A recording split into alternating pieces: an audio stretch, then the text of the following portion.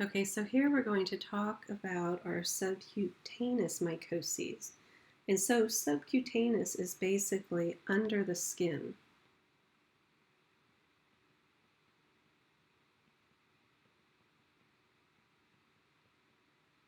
And so subcutaneous mycoses, if they are not treated, can lead to further diseases.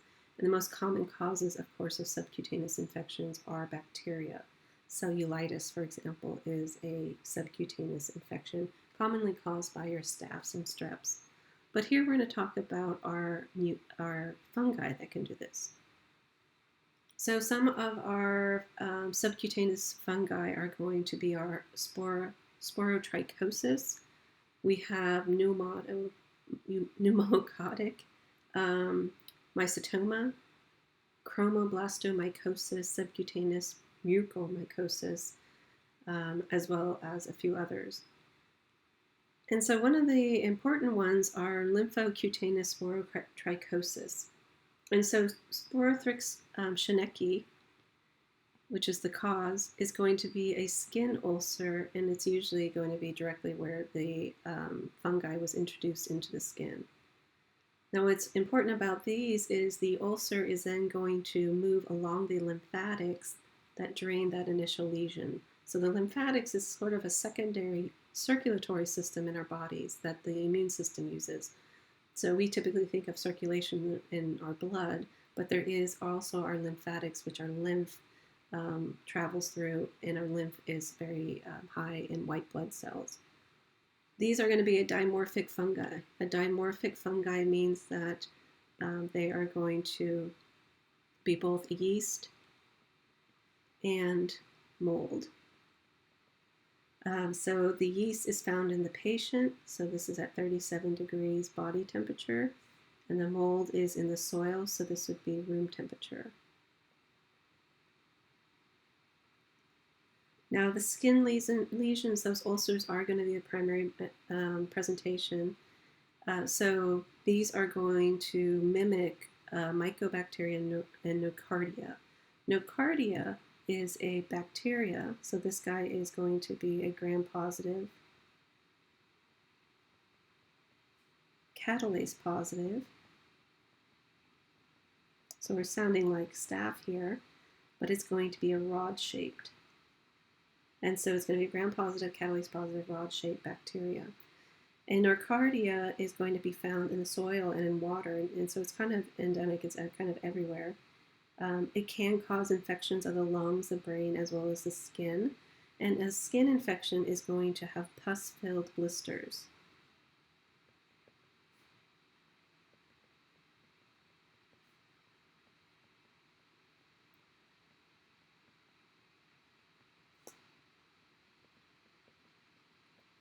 And so this guy also is going to have a skin ulcer.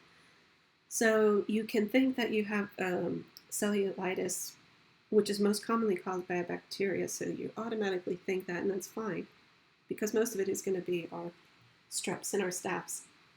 And then you pick it up and you have, you don't have a staph. You might have a gram-positive rod instead, which would indicate nocardia. Or you might see that you have yeast in your ulcer, and so that might indicate Sporothrix schenecki. Now, the clinical disease associated with this is a lymphocutaneous disease, and that's because, again, it can grow along the lymphatics that are draining into the area where the fungal agent was introduced. And so this is going to present as a papulonodular lesion that can then become an ulcer.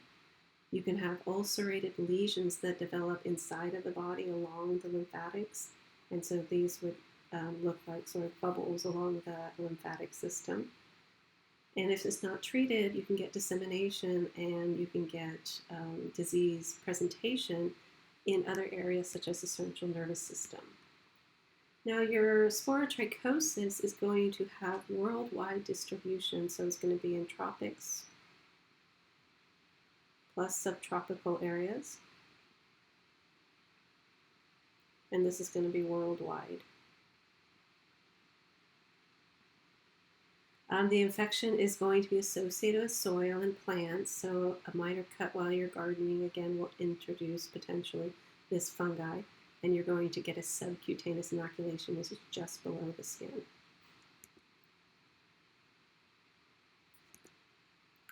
Now, the diagnosis is going to be demonstration of the yeast form in the lesions. But this is, however, going to be very difficult. So the other thing you can do is you can observe the mold growth in the laboratory culture.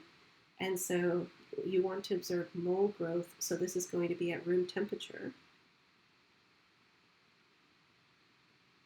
And so you basically inoculate some media, and then you just let it grow at room temperature and you see what happens.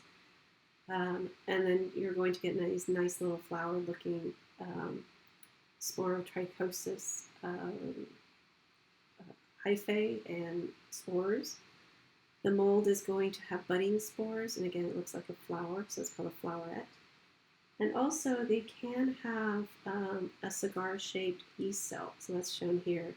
So if you do see that inside of your sample, your patient sample, that is indicative of sporotrichosis.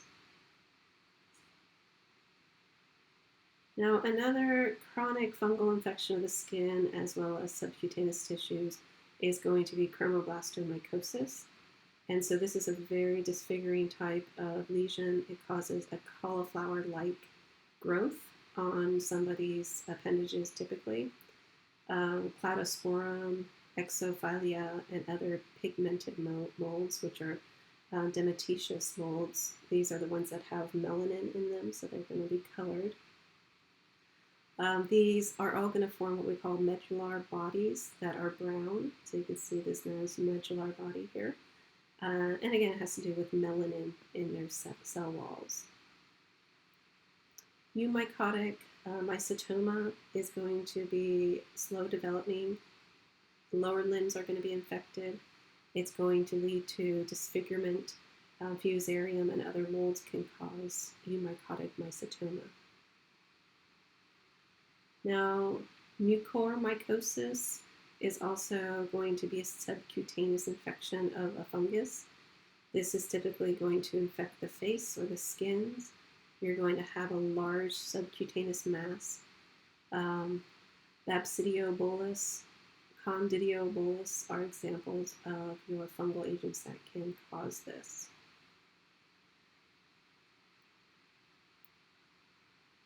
Subcutaneous hyphomycosis is going to be on the feet or legs, sometimes in the hands.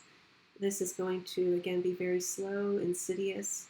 You have Dimorphic yeast-like cells with those septate hyphae, and these are going to grow very slowly over many years.